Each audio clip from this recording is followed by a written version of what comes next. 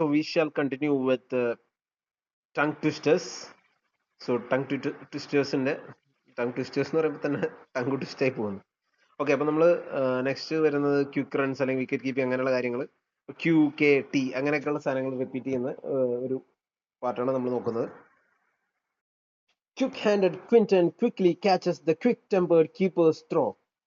അപ്പോൾ ക്വിന്റൻ എന്ന് പറഞ്ഞ പുള്ളി നല്ല ക്വിക്ക് ഹാൻഡ് നല്ല വലിച്ചെറിയുന്ന ആള്. ക്വിക്ക്ലി ക്യാച്ചസ് പെട്ടെന്ന് പിടിച്ചു. The quick tempered keeper's throw, കീപ്പറിന്റെ ത്രോ നല്ല ഉഗ്രം ത്രോ ആയിരുന്നത്, പെട്ടെന്ന് പിടിച്ചു, നല്ലൊരു മീനിങ്ങിൽ വന്നിരുന്നു. The tiny tucked in tailender took 20 tricky runs. അപ്പോൾ അവസാനം വന്ന ടൈലൻഡേഴ്സ് വാലറ്റക്കാര് അവർ വന്ന് ടൈനി ടക്ഡ് ഇൻ എന്നൊക്കെ പറഞ്ഞതൊരു സ്റ്റൈൽ പ്രയോഗമാണ്.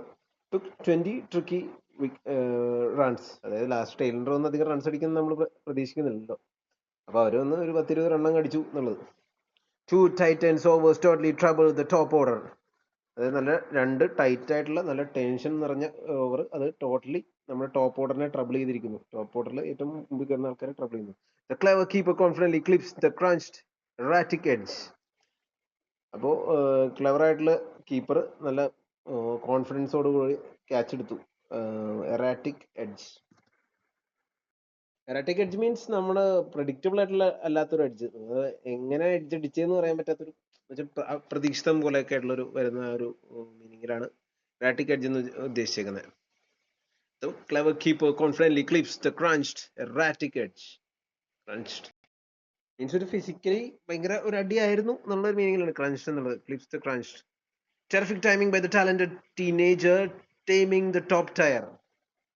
നല്ല അടിപൊളി ടൈമിംഗ് ആണ്. ടെറിഫിക് ആയിട്ടുള്ള അല്ലെന്ന് വെച്ചാൽ അടിപൊളി timing.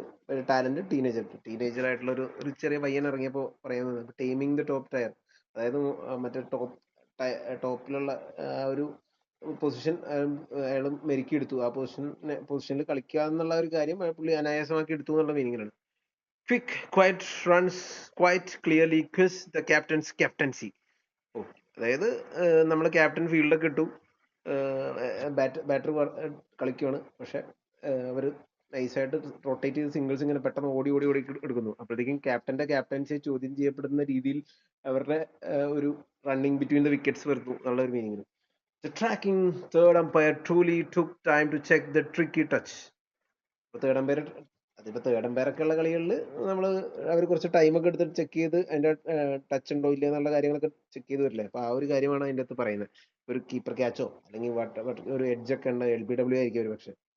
Keen keepers keeping their keen eyes on the spinning kookaburra. Spinning kookaburra എന്ന് പറഞ്ഞാൽ നമ്മുടെ കുക്കബുറ ബോൾ അത് സ്പിൻ ചെയ്യുന്നു. അപ്പൊ അതിന്റെ അകത്തേക്ക് നല്ല വ്യക്തമായിട്ട് കീനായിട്ട് ഐസ് കണ്ണ് നട്ട് വച്ചുകൊണ്ടേയിരിക്കുന്നു. കീൻ കീപ്പേഴ്സ് നല്ല തീക്ഷ്ണമായിട്ട് അല്ലെങ്കിൽ നല്ല വിജിലന്റ് ആയിട്ടുള്ള ഒരു കീപ്പർ എന്നുള്ള സംഭവം. Keen keepers keeping their keen eyes on the spinning kookaburra. അതൊക്കെ നല്ല രസമായിരിക്കും കേട്ടോ നമുക്കത് പറയാൻ ഉപയോഗിച്ച് കഴിഞ്ഞാൽ. Tries the timid tailender tried to turn the tight tracking delivery. അപ്പോൾ നമ്മുടെ ടൈലൻഡർ വാലറ്റക്കാരൻ 2 പ്രാവശ്യമായിട്ട് ശ്രമിക്കുകയാണ് ഇത് അടിക്കാൻ വേണ്ടി. അപ്പോൾ അത് ടൈറ്റ് ആയിട്ടുള്ള ഒരു ഡെലിവറി ആയിരുന്നു, അല്ലെങ്കിൽ നല്ല നല്ല ലൈൻ ആൻഡ് ലെങ്തിലുള്ള ഒരു ഡെലിവറി ആയിരുന്നു, കിട്ടാൻ ഇത്തിരി പാടായിരുന്നു. Quality cricket quickly quiets the rowdy roaring crowd. അപ്പോൾ നല്ല അടിപൊളി കളി, നല്ല ക്വാളിറ്റി ആയിട്ടുള്ള കളി, നല്ല നിലവാരമുള്ള കളി കൊണ്ട് അവിടുത്തെ റോറിംഗ് ക്രൗഡിനെ ശാന്തമാക്കുന്നു. നമ്മൾ ചിലപ്പോൾ ഈ ഓസ്ട്രേലിയ ഇംഗ്ലണ്ട് അങ്ങനെ പോലത്തെ കളികളിലൊക്കെ അവർ ഭയങ്കര സ്ലെഡ്ജിങ്ങും, അതായത് നമ്മുടെ ഗ്രൗണ്ട്സിലുള്ള ക്രൗഡുകൾ, ഇന്ത്യയിലും അതെ, ക്രൗഡ് പോലും പല കാര്യങ്ങളും പറഞ്ഞ് പ്രകോപിപ്പിക്കാൻ ശ്രമിക്കുക. അപ്പോഴത്തേക്കും നല്ല ക്വാളിറ്റി ക്രിക്കറ്റ് കളിച്ചുകൊണ്ട് അവരെ അവരുടെ വായടപ്പിക്കുന്ന രീതിയിൽ ചെയ്തു എന്നുള്ള meaning. Wonderful Woakes wins the war with a wicket wriggling wrong one.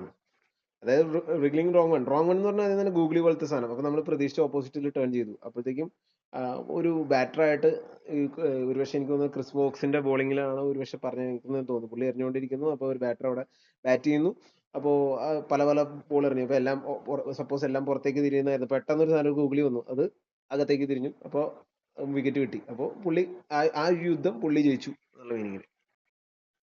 റിഗ്ലിംഗ് means unpredictable ആയിട്ടുള്ള ഒരു ടേൺ ആണ് അതിൻ്റെ അകത്ത് വരുന്നത്. അടുത്ത magnificent Miller makes a massive move and the middle orders. അപ്പോൾ ഡേവിഡ് മില്ലറിനെ പറ്റിയായിരിക്കും ഉദ്ദേശിച്ചേക്കുന്നത്. അതിന്റെ ഏതോ ഒരു കമന്ററി ശകലത്തിൽ നിന്ന് എടുത്തതാണ്. അപ്പം നല്ല അടിപൊളിയായിട്ട് മാഗ്നിഫിസന്റ്, ഞാനെല്ലാം അടിപൊളി അടിപൊളി എന്ന് പറയുന്നത് ഒന്നും വിചാരിക്കരുത്. അപ്പൊ അതിന്റെ ആ ഒരു പെട്ടെന്ന് റിലേറ്റ് ചെയ്യാൻ വേണ്ടി പറയുന്നുള്ളൂ. Makes a massive move in the middle overs. Middle ഓവറുകളിലാണ് പുള്ളി ഇടയിലായിട്ടാണ് ഇറങ്ങുന്നത്. പുള്ളി മിഡിൽ ഓവറുകൾ നല്ല അടിപൊളി കളി കൊണ്ടുപോകുന്നു, അല്ലെങ്കിൽ നല്ല രീതിയിൽ മിഡിൽ ഓവേഴ്സ് കൊണ്ടുപോകുന്നു. The masterly maestro maintains maximum momentum with massive hits. Masterly maestro അതൊരു പ്രയോഗമാണ്. അതായത് ഇപ്പോൾ നമ്മുടെ സച്ചിൻ തെണ്ടുൽക്കർ അങ്ങനെ പോലത്തെ ആൾക്കാരെ മാസ്റ്റർ എന്നുള്ള ആ ഒരു രീതിയിൽ നമ്മൾ അഭിസംബോധന ചെയ്യുന്നതാണ്. മാസ്റ്റർലി maestro maintains maximum momentum with massive hits. അതായത് ഒരു കളിയിൽ നല്ല run rate, record run rate നല്ല കൂടി വരുന്നതാണ്, അല്ലെങ്കിൽ നല്ല ഇത്ര റൺ റേറ്റ് മെയിൻറ്റെയിൻ ചെയ്യണം. അപ്പോൾ ഇവർ നല്ല ഹിറ്റ് നല്ലോണം അടിച്ച്, ഹ്യൂജ് ഹിറ്റ്സ് അല്ലെങ്കിൽ മാസീവ് ആയിട്ടുള്ള അടിയെല്ലാം അടിച്ച് ആ ഒരു മൊമെന്റം മെയിൻറ്റെയിൻ ചെയ്യുന്നു, ആ ഒരു റൺ റേറ്റ് മെയിൻറ്റെയിൻ ചെയ്യുന്നു. Real raw rapid pace ruins the middle orders run rate. അപ്പോൾ റിയൽ ആയിട്ടുള്ള റോ ആയിട്ടുള്ള പച്ചയ്ക്കുള്ള നല്ല ഭയങ്കര പേസ് കൊണ്ട് ആ മിഡിൽ ഓർഡറിന്റെ റൺ റേറ്റ് കുറച്ച് കളഞ്ഞു. അതായത് നല്ല പേസും നല്ല ലൈൻ ലെങ്ത്തിലൊക്കെ എറിഞ്ഞ് ആ ഒരു മിഡിൽ ഓർഡറിൽ കളിക്കാൻ പറ്റാത്ത, അല്ലെങ്കിൽ അവർക്ക് റൺ റേറ്റ് മെയിൻറ്റെയിൻ ചെയ്യാൻ പറ്റാത്ത ഒരു രീതിയിലാക്കി. ആ ഒരു മീനിങ് ആണ് വരുന്നത്. The wild wind whether works well for the swing wizard. Swing wizard എന്ന് പറഞ്ഞാൽ സ്വിംഗ് മാന്ത്രികൻ എന്നുള്ളൊരു ഇതാണ്. അപ്പൊ സ്വിംഗ് മാന്ത്രികന് വേണ്ടി, അതിപ്പോ ആരാണ്, ചിലപ്പോൾ ഒരുപക്ഷെ മഗ്രാത്തോ അങ്ങനെയുള്ള ആരെങ്കിലും ഒക്കെ ആയിരിക്കാം.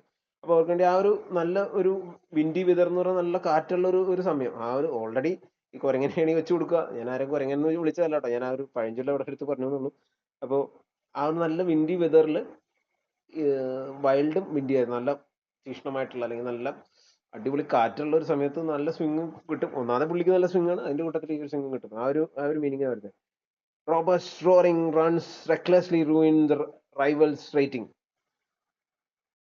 റോബസ്റ്റ് എന്ന് പറയുമ്പോൾ ഇപ്പോൾ നമ്മുടെ പ്രേമം സിനിമയിലെ റോബസ്റ്റ് പഴമാണോ സാറേ എന്ന് വെക്കില്ലേ. അപ്പോൾ ആ ഒരു സംഭവം റോബസ്റ്റ് എന്ന മീനിങ് നമുക്ക് പല രീതിയിൽ ബാറ്റിംഗ് സ്റ്റൈൽ ഉണ്ടെന്ന്. അതായത് പുള്ളി ചുമ്മാ ഒരു ബാറ്റർ ആണെന്ന് വെച്ചോ, ആ ബാറ്റർ ചുമ്മാ നിൽക്കുകയല്ല, പുള്ളി അടിക്കാനുള്ള അടിക്കുകയും ചെയ്യുന്നുണ്ട്, മുട്ടാനുള്ള മുട്ടുകയും ചെയ്യുന്നുണ്ട്. അപ്പൊ പല രീതിയിൽ കളി കൊണ്ടുപോകാനുള്ള ഒരു ശൈലിയുള്ള ഒരു മീനിങ്ങിലാണ് ഈ റോബസ്റ്റ് എന്നുള്ള ഉദ്ദേശിക്കുന്നത്. അത് നമ്മുടെ ജാവ റോബസ്റ്റ് ആണ് എന്ന് പറയുമ്പോൾ, ജാവ എന്ന് പറഞ്ഞ പ്രോഗ്രാം നമുക്ക് പല രീതിയിൽ നമുക്ക് പ്രോഗ്രാം ചെയ്തെടുക്കാൻ കുറച്ചും കൂടി എളുപ്പമാണെന്നുള്ള മീനിങ്ങിൽ ആ ഒരു സാധനം തന്നെ ഇതിലും പറയാൻ വരുന്നത്. റെക്ലസ് എന്ന് പറഞ്ഞാൽ വളരെ ക്രൂരമായിട്ട്, അല്ലെങ്കിൽ ഒരു കെയർലെസ്ലി, അതായത് ആ ഒരു എറിയുന്ന ആളെ പറ്റി ഒന്നും ചിന്തിക്കാതെ അടിച്ച് നശിപ്പിച്ചു കളയുക. Ruin the rival's rating.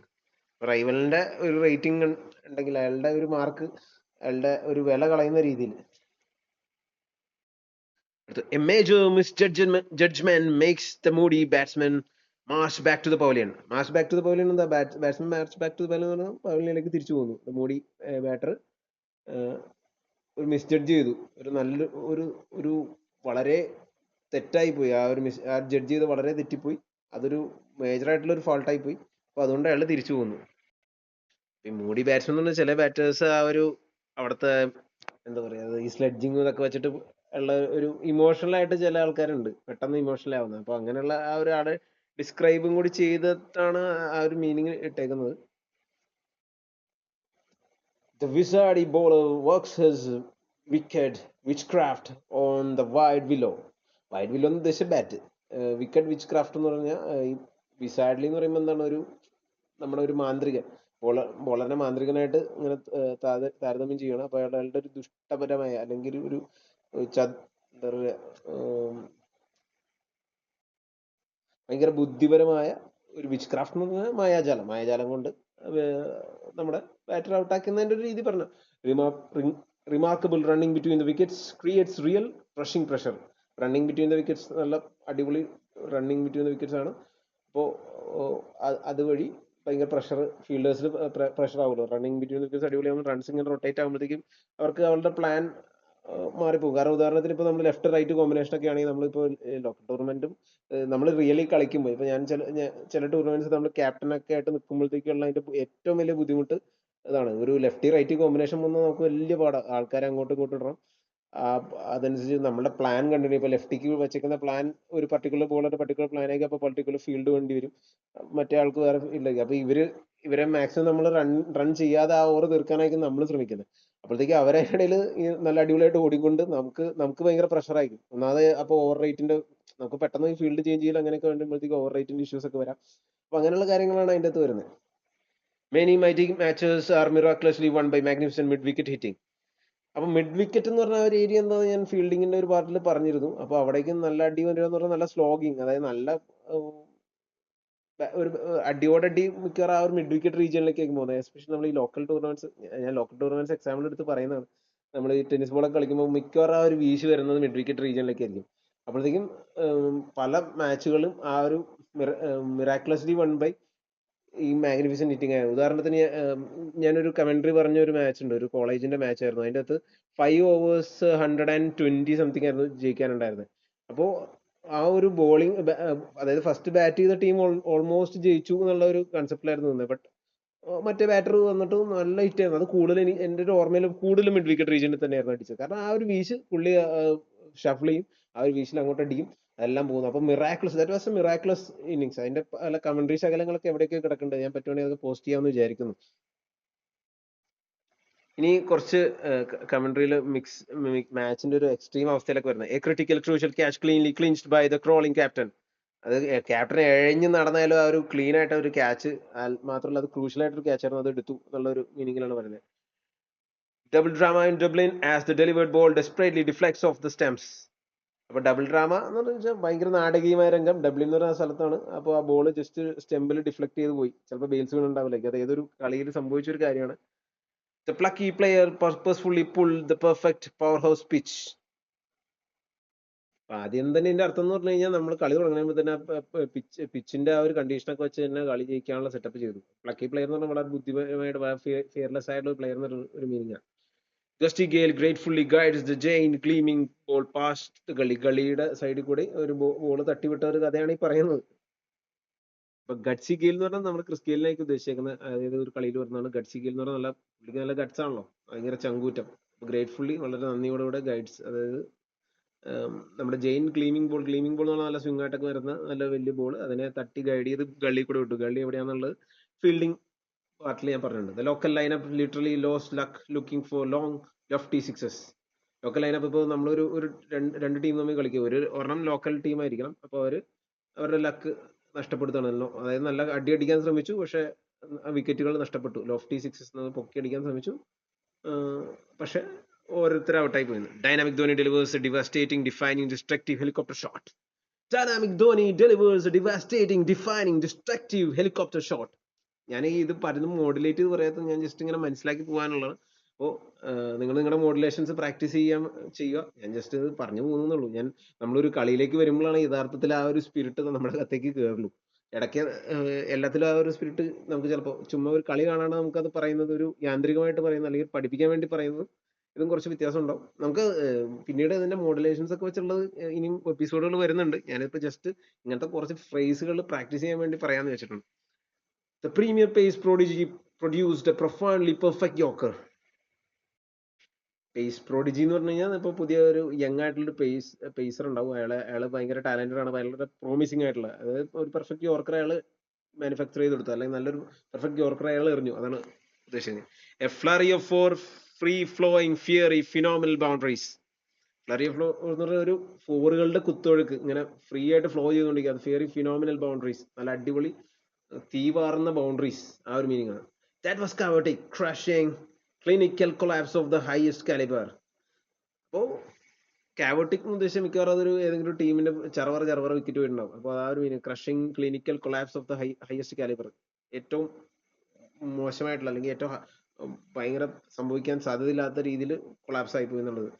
The spectacular skyrocketing strike softly settles into the stands. ആ യൂസേജ് ഒക്കെ എന്ത് രസമായിരിക്കും. നമ്മുടെ സ്പെക്ടാക്കുലർ, നല്ല അത് ഇടയ്ക്ക് നമുക്ക് യൂസ് ചെയ്യാൻ പറ്റുന്നതാണ്. Spectacular സ്കൈറോക്കറ്റിംഗ് strike.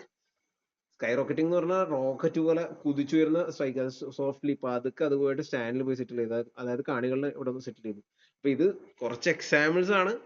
ഇത് പ്രാക്ടീസ് ചെയ്ത് നമ്മൾ മോഡുലേറ്റ് ചെയ്തെടുക്കും. ഞാൻ ഈ ഒരു വീഡിയോ എടുക്കുന്നത് നമ്മുടെ ഒരു പ്രാക്ടീസിന്റെ ഭാഗമായിട്ടാണ്. ഞാൻ ഇതേപോലെ ഇങ്ങനത്തെ കുറെ സാധനങ്ങൾ നമ്മുടെ മൈൻഡിൽ നമ്മൾ പ്രാക്ടീസ് ചെയ്തും തന്നെത്താനെ ഇത് നമ്മൾ കമന്ററി പറയുമ്പോൾ വരും. അപ്പൊ അതിനു വേണ്ടിയും കൂടി ആയിട്ടാണ് ഈ ഒരു ക്ലാസ് എടുക്കുന്നത്. ക്ലാസ് എടുക്കുന്നതോറും ഞാനും പഠിക്കും, ഇത് കേൾക്കുന്നവർക്കും പഠിക്കാൻ പറ്റും. അപ്പോൾ ആ ഒരു കമന്ററി കുറച്ചും കൂടി നമുക്ക് എൻജോയ് ചെയ്യാൻ പറ്റും. പലരും ഈ കാര്യങ്ങൾ ശ്രദ്ധിക്കാറില്ല. നമ്മൾ കമന്ററി ശ്രദ്ധിക്കുന്നതോറും നമുക്ക് കളിയുടെ നോളജും കൂടി, കളിയിൽ എന്താണ് യഥാർത്ഥത്തിൽ ഉള്ളിൽ എന്താണ് സംഭവിക്കുന്നത് എന്നൊരു കാര്യങ്ങൾ നമുക്ക് മനസ്സിലാവും. അതിന്റെ കൂട്ടത്തിൽ നമ്മളും കൂടി കളിക്കുന്ന ഒരാളാണെങ്കിൽ അത് കുറച്ചും കൂടി നമുക്കതിനെ ആസ്വദിക്കാനുള്ള ഒരു സംഭവം പറ്റും. ഇപ്പൊ ഈ സംഗീതമൊക്കെ പഠിക്കുന്ന പോലെയാണ് പലതും.